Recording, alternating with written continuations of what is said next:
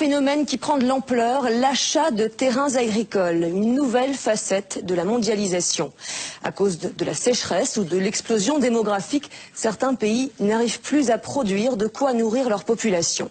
Alors ils décident d'acheter des terres fertiles là où il y en a. L'Eldorado, c'est l'Afrique. Ces 5 dernières années, 2,5 millions d'hectares de bonnes terres africaines ont déjà été vendus à des entreprises étrangères. La Chine arrive en tête. Elle, qui a déjà largement investi dans l'exploitation du pétrole et du minerai sur le sol africain, vient maintenant y produire ses denrées alimentaires. Exemple au Cameroun, où les entrepreneurs chinois pourraient à terme faire main basse sur toute la production céréalière du pays. À qui profite cette razzia chinoise? Reportage de Patrick Fandiou. En apparence, rien n'a changé au cœur de cette forêt camerounaise. Pourtant, derrière le cliché de la carte postale, voici l'un des champs d'une nouvelle bataille mondiale pour la conquête des terres agricoles. Sur les rives fertiles du fleuve Sanaga, les villageois ont ainsi vu débarquer de nouveaux visages, parlant avec d'étranges et lointains accents. Bonjour. Monsieur Chang n'a rien d'un touriste chinois égaré là par hasard. Depuis 3 ans, ce professeur en agronomie fait partie du décor du village de Ndioré. Et avec les jeunes villageois, son arme de séduction favorite, des cadeaux comme ses maillots de football, le sport roi au Cameroun. L'opération de charme n'est pas désintéressée, les Chinois convoitent les terres du village. Ils en exploitent même déjà une parcelle sur laquelle ils ont reproduit le paysage d'une rizière asiatique.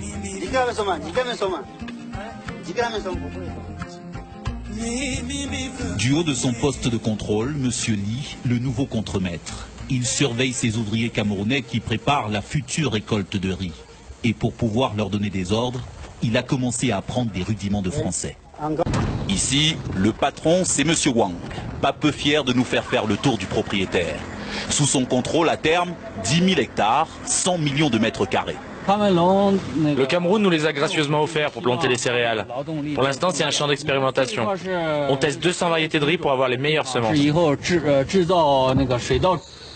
Semences et décors de rizières chinoises reproduites jusqu'au poste de surveillance, où est gravé l'inévitable poème patriotique célébrant l'odeur du riz. Encore maintenant. Une vingtaine de techniciens depuis 2 ans dans le centre du Cameroun, appartenant à une société d'État chinoise qui, en Afrique, cible les meilleures terres agricoles. Bon, c'est vrai, il y a beaucoup d'arbres. Il va falloir tous les couper. Mais il y a du soleil, la terre est très fertile et l'eau coule en abondance.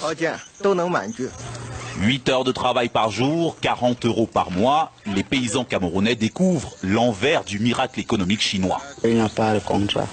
Tu as un l'accident, toi-même tu vas t'en occuper. Tu es même malade, toi-même tu t'occupes de toi-même. Nous travaillons comme les temporaires. Ça veut dire que aujourd'hui tu peux venir au travail, demain tu es au quartier. Bon.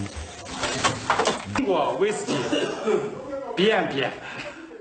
Ce whisky chinois à base de riz sera bientôt made in Cameroun. Moi, patron. Le patron d'ICO, comme beaucoup d'autres en Chine, encourage les ouvriers agricoles comme lui à émigrer vers les pays africains.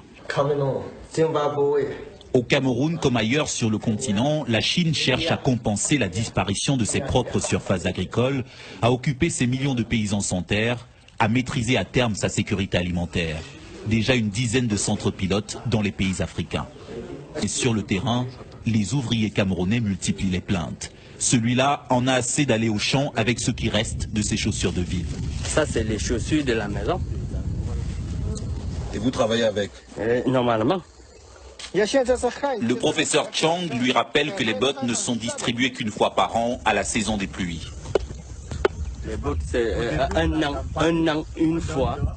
Nous, actuellement, là, nous travaillons pour eux. Ils doivent vraiment, normalement, nous habiller. Et normalement, nous mettre au moins un peu à l'aise. Et le paiement, même aussi, médiocre. Nous supportons seulement les 1000 francs de la journée. L'évocation du salaire de l'employé, 1000 francs CFA, 1,5 € par jour, met brutalement fin à la rencontre. Une main-d'œuvre bon marché que les Chinois recrutent parmi les jeunes paysans du village. Des paysans qui n'ont pas été associés à l'arrivée des nouveaux maîtres sur leur terre. Pourquoi on n'a pas de contrat de travail. On n'a pas de contrat. Puisque le contrat est verbal. On n'a pas eu un contrat par écrit. Avant, ces paysans pratiquaient de la culture de subsistance sur les terres que convoitent aujourd'hui les Chinois du groupe ICO. Des terres qu'ils ont dû quitter précipitamment. Un mois avant, ils sont venus nous signaler que bon, les Chinois vont venir s'installer là. Bon, ils sont arrivés. Alors, ils ont demandé à tout le monde d'arracher les maniocs. Même si ce n'est pas maturité. Ils ont donné au trop 2 semaines. Ils ont commencé à cultiver. Ils ont commencé à battre les palmiers, à défricher les champs de manioc, tout ça. Ils demandent même aux habitants de quitter. Les Chinois? Les Chinois, que c'est leur terrain. Et c'est normal. C'est pas normal. Ils disent que c'est leur terrain. Ils doivent cultiver, construire, quoi, on ne sait pas. Personne à Ndioré ne connaît d'ailleurs les termes de l'accord que le groupe chinois négocie avec le Cameroun. Même confidentialité sur un autre projet du groupe ICO, le rachat de cette usine abandonnée, spécialisée dans le décortiquage du riz. Pour l'acquérir, les Chinois ont pris contact avec Louis Kenze, un ex-employé devenu la mémoire vivante de ce bâtiment fantôme. Les lampes, il n'y a plus rien de tuyaux, les cornières, les restes de semences qui étaient. Il sait que si les Chinois reprennent l'usine, ils auront à terme le contrôle d'une bonne partie de la chaîne de production céréalière du Cameroun.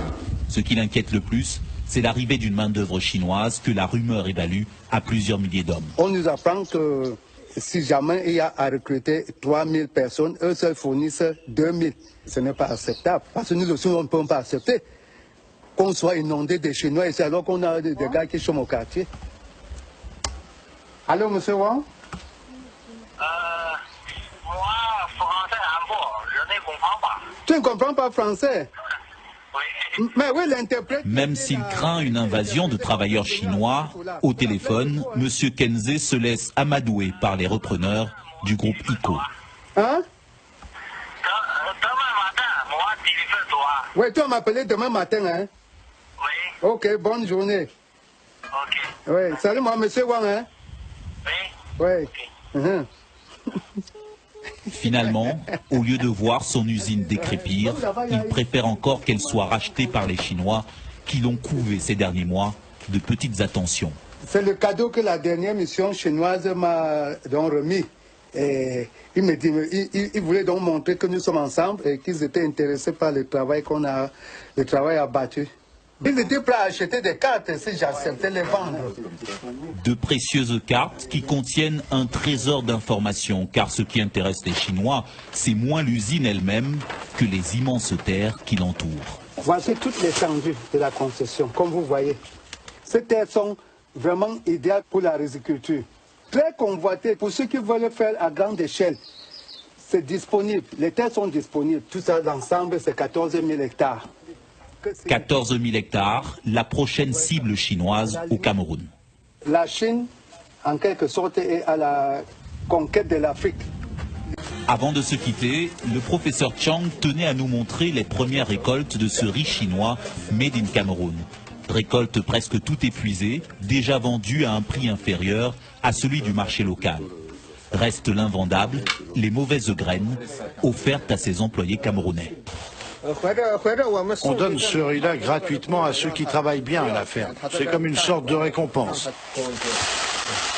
Une conquête des terres agricoles dénoncée par plusieurs ONG comme un accaparement menaçant la souveraineté alimentaire des pays pauvres en cette période de crise. Pas de problème, pas de problème. Mais sur le terrain, comme au Cameroun, la réalité est souvent plus ambiguë, entre deux sentiments. L'opportunité de voir se développer avec les Chinois une agriculture plus productive, mais aussi le risque de devoir, à l'avenir, dépendre de leur bon vouloir pour se nourrir. La terre étant devenue à son tour une ressource stratégique, au même titre que le pétrole ou les minerais.